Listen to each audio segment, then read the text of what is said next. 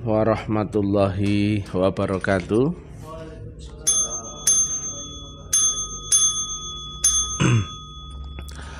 Om Swastiastu, Namo Buddhaya, Salam, salam rahayu, salam kebajikan, salam taklim makrifat. Ura. Edisi siar langsung bertempat di Kampus 3 Taklim Makrifat Lamongan.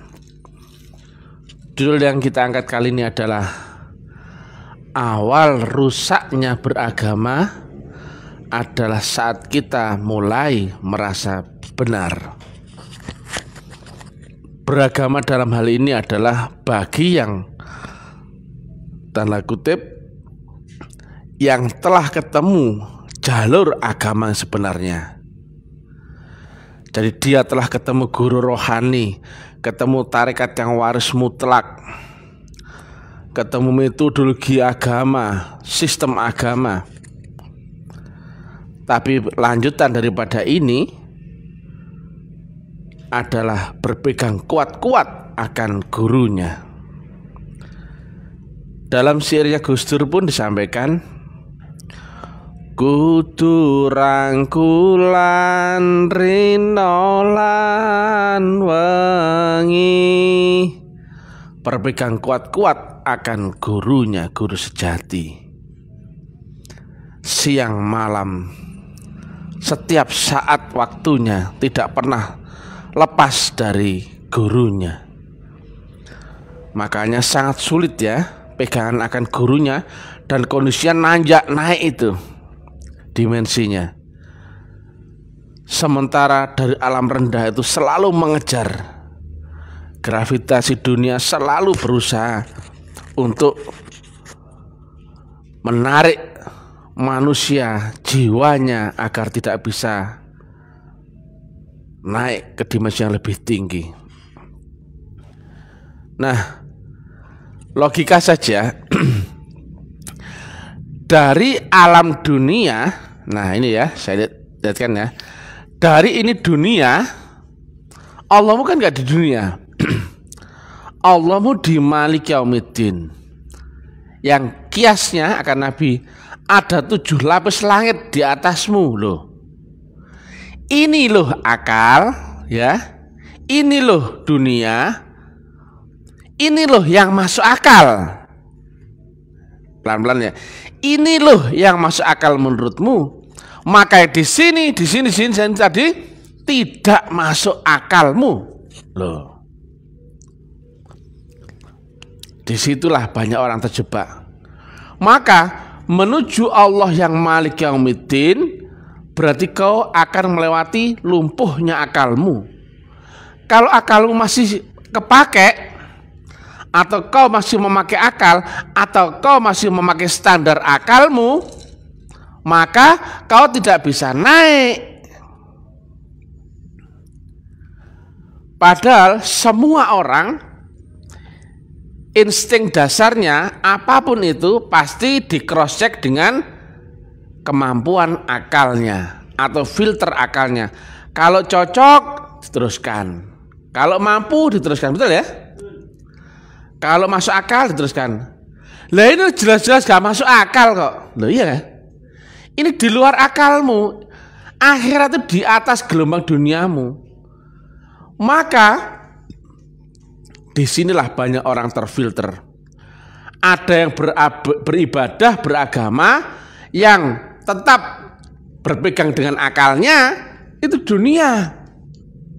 Ada yang beragama tidak memakai itu, tapi niatnya hanyalah bakti semata-mata, membesarkan visi misi gurunya. Walaupun itu nggak mungkin.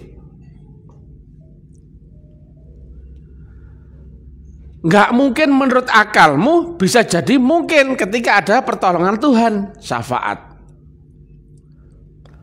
Kalau orang cerdas, jika Tuhanmu itu ada di Malik Yaumiddin, bukan di sini. Yang di sini hanya gelombangnya saja yang mewujud lewat seorang yang pembawa wasilah itu tadi.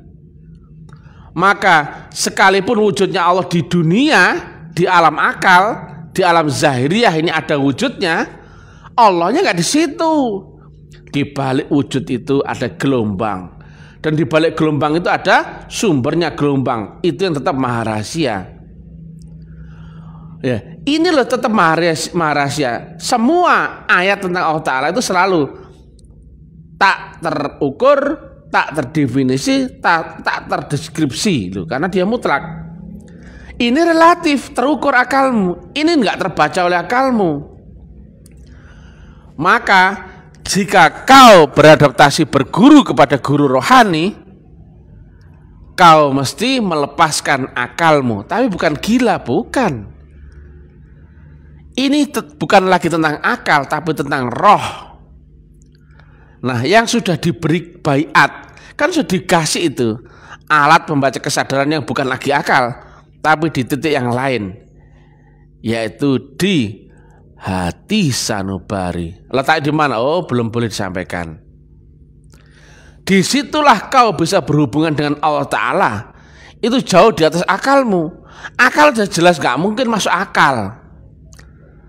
Tetapi kau ada di gravitasi dunia, maka dunia dan seluruh variabelnya akan berusaha menarikmu agar turun kembali dan tidak bisa ruhmu naik ke atas.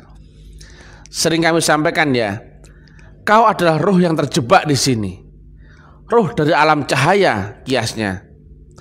Ibarat cahaya itu di tempat yang tertinggi, tapi kau kan di dunia zahirmu. Sementara ruhmu itu mestinya bisa naik itu, tapi karena kau terpenjara oleh gravitasi duniamu. Nah, di tengah-tengah itulah akal. Akal itu masih netral, tapi di bawahnya dipengaruhi oleh gravitasi dunia, dan di atasnya dipengaruhi oleh semacam gravitasi ya, tapi bukan gravitasi, daya tarik ke atas, yaitu nur. Yang ke atasnya itu mesti memakai roh, bukan lagi akal. Maka siapapun yang beradaptasi agama, walaupun dia telah dibaiat, telah ketemu guru rohani, telah ketemu tarekat yang waris, tetapi dia tidak bisa beradaptasi bagaimana dia adaptasi dengan gurunya, maka banyak lagi yang kemudian memakai standar akalnya untuk memfilter segala sesuatu bagi dirinya. Maka jangan harap ketika agamamu kau cocokkan dengan akalmu, berarti kau hanya berakhir di agama dunia. Nggak ada bedanya dengan agama yang orang-orang yang belum baiat, karena akan terjatuh di dunia lagi. Padahal mestinya agama itu di makrifat, bukan di syariat, bukan. Nah, makanya tadi berpegang akan guru mursyid itu adalah kuncinya. Dan nantinya baling-balingmu itu makin kencang, baru bisa naik loh.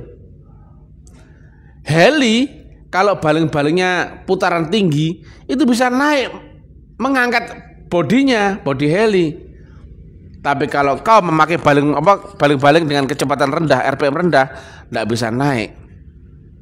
Nah, ketinggian torsinya itulah banyak orang menganggapnya nggak mampu, nggak kuat. Karena apa? Dikembalikan lagi dengan ukuran dirinya, keliru. Makanya semua nabi dan semua rasul itu tidak ada ya yang diberi pengetahuan di depan, selain hanya sedikit yang diberikan pengetahuan oleh Tuhannya. Nabi, walaupun beliau bisa cerita tentang gambaran surga neraka, tapi ketika ditanya besok makan apa ya Nabi, aku pun nggak tahu lah, gitu loh. Karena apa? Akalnya sudah lumpuh, nggak dipakai, memakai gelombang yang lain, yaitu roh. Tetapi, nah ini banyak pelaku sufi yang tertipu. Karena apa? Proses dalam adaptasinya dengan gurunya itu seringnya itu dikembalikan lagi dengan standarisasi daripada akalnya sendiri.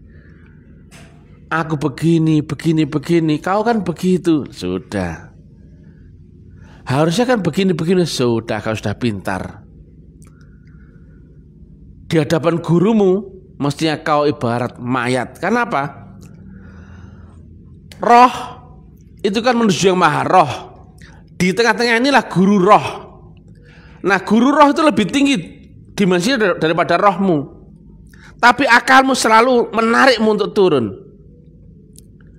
Maka untuk menuju sumbernya cahaya, nggak perlu kau pakai berpikir, kerjakan saja dengan maksimal, sungguh-sungguh. Bisa nggak bisa, nggak ngerti. Tapi kalau kau mulai membuat standar hanya mengerjakan yang mampu, yang bisa, yang terukur, yang mungkin, berarti kau pun akan tertinggal di dunia. Lihat ya kenyataan ya. Seorang Nabi Ibrahim dibakar api. Tentu hukum dunia terbakar dong dia, betul ya? Ternyata kasih sayang Tuhan, api tidak bisa membakar Nabi Ibrahim. Lihat Musa diburu sama lawan-lawannya, Fir'aun CS. Sampailah kemudian di penghujung batas laut. Ternyata begitu melewati laut yang kering itu, laut tidak bisa menenggelamkan Musa. Padahal hukum alam, hukum dunia mestinya tenggelam dong, betul ya? Nah, itulah bahwa Tuhanmu itu di atas rasiomu yang akal tadi. Dia tuh maha rasio. Bukan pakai standar rasio, bukan meta rasio. Dia tuh maha rasio.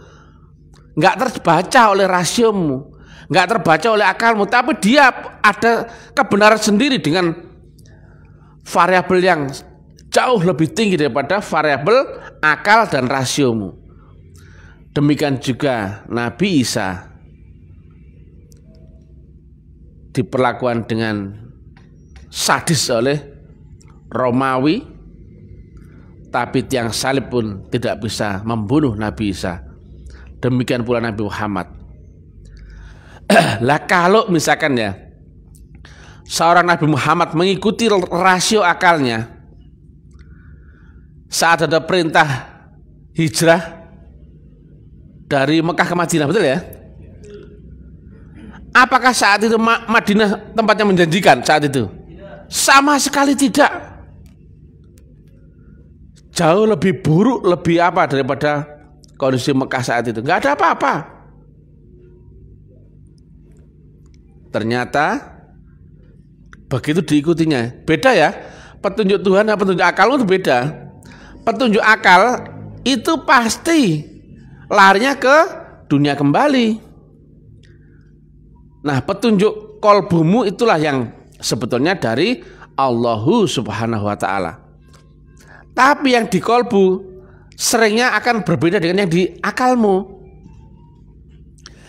Dan itu akan selalu ada dualitas. Kolbu selalu mengarahkan ke arah Allah Ta'ala, akal. Nah, karena akal dikuasai oleh nafsu, maka akal akan selalu menuju yang batas 0 ke kanan. Enak, nyaman, tenang, selamat, dijamin, sehat, sembuh, sukses, lancar. Itu betul apa enggak? Jadi akalmu sudah enggak netral lagi. Akalmu telah dikuasai oleh kepentingan, harapan, khayalan, orientasi, tujuan dan sebagainya. Itu sudah bertentangan dengan hukum ridho.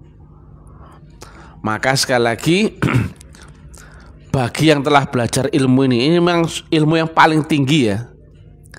Juga tentu yang paling sulit, tapi juga sebetulnya paling sederhana, tapi praktek yang paling sulit.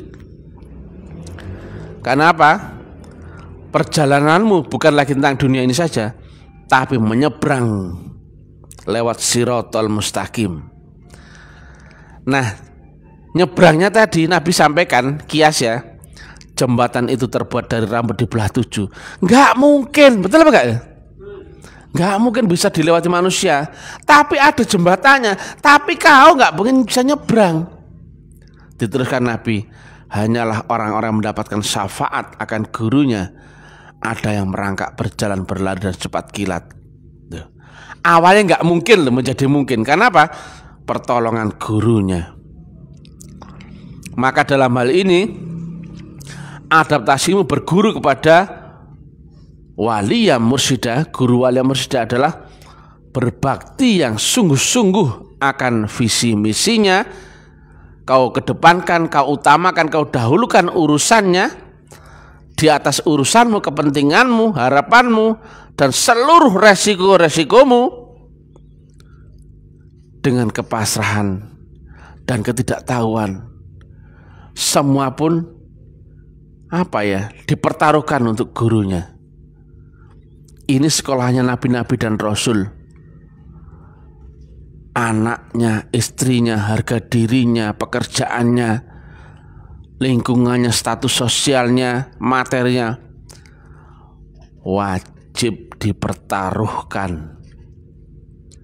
Kalau itu kamu nggak berani mempertaruhkan itumu, berarti kau masih di dunia dan tidak pernah bisa naik ke dimensi yang lebih tinggi, nyebrang tadi. Itulah gambaran ketika balon yang terpenjara dia dengan ikatan-ikatan dunia, dan jika si balon itu tidak berani rela ikatan-ikatan benang-benangnya dengan dunia itu diputus oleh sistem zikir, maka balonmu selamanya akan terpenjara. Ikatan dunia dengan anak, ikatan dunia dengan istri, ikatan dunia dengan materi, ikatan dunia dengan pekerjaan, dengan latar belakang, dengan apa aja itu. Padahal tadi ya, api tidak bisa membakar Nabi Ibrahim, lautan tidak bisa menenggelamkan Musa. Demikian juga kau, saat kau patuh akan gurumu dan total berabdi kepada gurumu, walaupun seolah-olah ikatan-ikatan dilepas, kau tidak akan tersentuh oleh masalah. Sebetulnya masalah itu karena diawali dengan pikiranmu sendiri. Karena kata Nabi, belum beriman, belum sempurna imanmu sampai cintamu kepada Allah dan gurumu melebihi atas cintamu atas segala sesuatu. Apakah betul Allah kau agungkan melebihi anak istrimu, harga dirimu dan pekerjaanmu, materimu? Dan kita tidak lagi membahas Allah yang angan-angan, tapi Allah yang wujud. Kalau Allah angan-angan, semua orang punya cerita. Semua. Allah kotak, Allah bulat, Allah lonjong, Allah bintang, Allah apa aja. Kita nggak lagi membahas itu sudah jauh kita bahas di belakang, sudah nggak perlu lagi dan nggak penting. Ini tentang perjuanganmu di dunia, bermakmum, berkiblat akan Allah yang wujud, Allah yang zahir. Karena disitulah baru ada Allah yang batin, dan dibaliknya Allah yang maha batin. Sekali lagi, hati-hati jika kau sudah merasa memaklumi alibimu dan kau benarkan dengan akal sadarmu, berarti kau sudah mulai terhijab. Kau membenarkan dirimu. Nah, iblis yang dikerjakan apa sih? Apapun kau boleh, cuma satu, kau jangan sampai kepada Tuhanmu, dan kau jangan sampai bisa pulang atau mengenal Tuhanmu. Itu tok. Maka tadi kan karena kita patokannya zahir ya, maka wujud zahirnya perjuangan iblis adalah apapun itu, sehingga menjauhkanmu dari majelis zikir, suluk, bakti kepada Allah yang wujud. Itulah iblis. Jadi memaklumi ketika kita tidak datang zikir jamaah, memaklumi ketika yang lainnya sibuk berabdi berjuang dan kita nggak berjuang, nggak ikut berjuang, dan seterusnya. Mulai merasa benar, memaklumi dirinya. Lama-lama gak terasa kita sudah jauh, dan untuk kembali lagi akan sulit. Kau dihadang dengan ombak lautan yang besar dan kau akan tenggelam di dalamnya. Rata-rata seperti itu. Maka hati-hatilah. Kalimat Nabi, jembatan Shiratal Mustaqim itu terbuat dari rambut dibelah 7. Nah, bagi yang telah ketemu, kata Nabi, banyak yang berguguran. Betul ya? Ini bukan lagi membahas orang yang belum ketemu Shiratal Mustaqim. Ini yang telah ketemu, tetapi mereka tidak bisa memanfaatkan waktu perjumpaannya dengan jembatan itu. Sering kita bahas di manakah Shiratal Mustaqim, dan itu telah kita temukan, yaitu di baliknya guru rohanimu.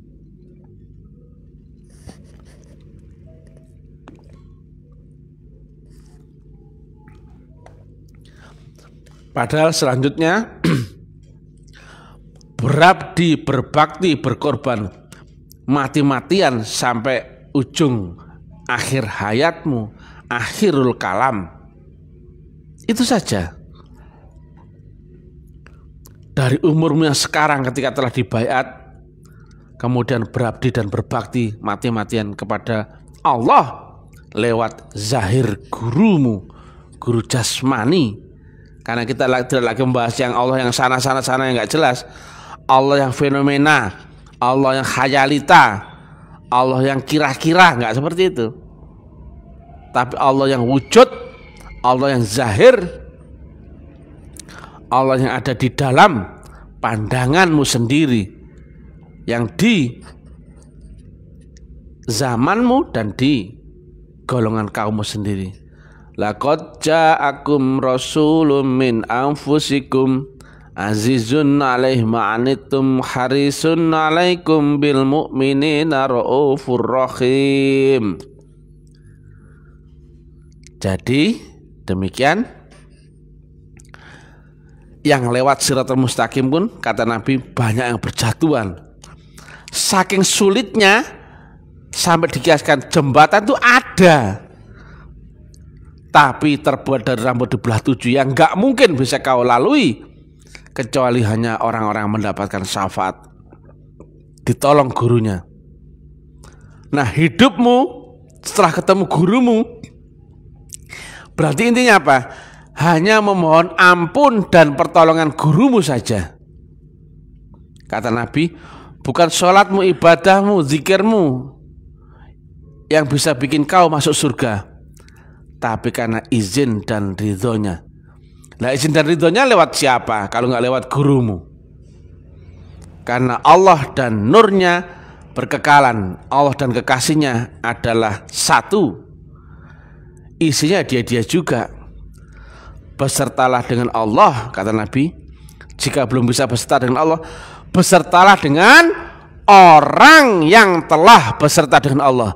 Ada orang, ada zahir, ada wujud, ada jasmani yang isinya adalah full gelombang Allah Ta'ala. Itu Nabi loh ya. Jadi manusia ini isinya sama dengan Allah Subhanahu wa Ta'ala. Makanya kalau kau nggak bisa beserta dengan Allah yang ini, beserta dengan Allah yang ini, yang manusia, yang zahir, yang wujud, yang jasmani, yang dibaliknya ada gelombang yang nyambung sempurna dengan Allah Ta'ala. Arwahul muqaddasah, yang kamil mukamil khalis mukhlisin, yang disucikan, yang sempurna menyempurnakan, yang suci mensucikan. Manfaatkanlah pertemuanmu dengan guru wali mursyida di zamanmu, dan carilah orang yang bisa menerangkan tentang informasi ini, yang bisa menerangkan secara ilmiah, logik.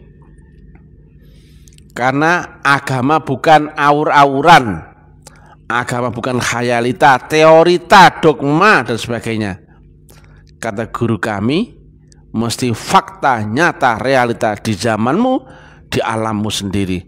Demikian. Salam kebangkitan tasawuf ilmiah, salam taklim ma'rifat, suksma, puji Tuhan, haleluya, alhamdulillahirabbil alamin, billahi taufiq wal hidayah, billahi ridha wal inayah, ilahi anta maksudi wa ridha kamatlubi. Wassalamualaikum warahmatullahi wabarakatuh.